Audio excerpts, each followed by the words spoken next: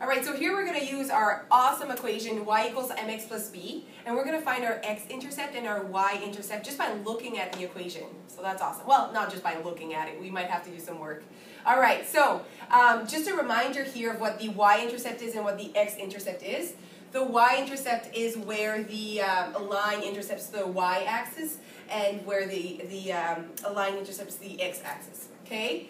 Also, really, if we just go back quickly, remember that the b, that last number, represents the y-intercept. So that's quite easy to point out the y-intercept. Okay? And so the 1 is the y-intercept, sorry.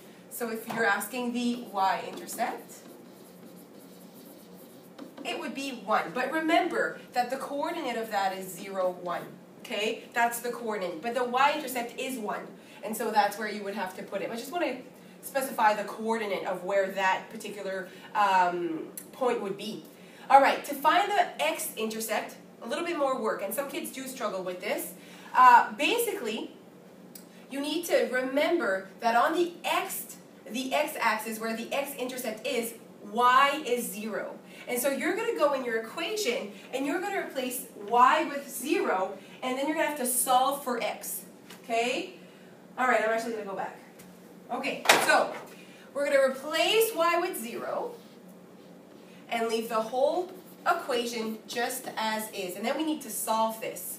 Alright, so maybe your teacher will work on, maybe that's the issue, you don't know how to solve for x. So that's another practice sheet or whatever on its own.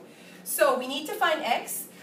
We start by basically isolating x. And we always start with what is furthest away from the x, so the 1. So how to isolate plus 1? We have to subtract it minus 1 on both sides, giving you minus 1 equals 3x, alright? And then we need to basically isolate x by getting rid of this 3, and this 3 is being multiplied with x, so the opposite of multiplication would be dividing by 3. So actually the x-intercept, okay, would be minus 1/3, alright? If you wanted to really specify the coordinate, it would be minus 1/3 0, because y is 0. That's the coordinate of that x-intercept, would actually be over here because it's in the minus. Alright, so let's do another example. Just quickly, you can already figure out the y-intercept. It's minus 2, so hopefully you saw that right here. That would be the y-intercept. Don't forget that minus. Some kids do forget this minus. And so minus 2, the coordinate would be 0 minus 2. Okay, so if the teacher's asking you the coordinate, do not forget that. That's when x is 0. And we need to do the same thing here to find what x would be, the x-intercept, when y is 0, because that is what x-intercept means. So 0 equals minus 2x minus 2.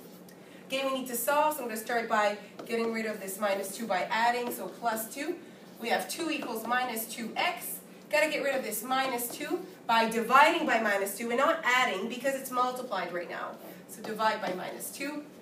And 2 divided by minus 2 is minus 1. So my x-intercept would be minus 1, meaning my coordinate would be minus 1, 0 for that one.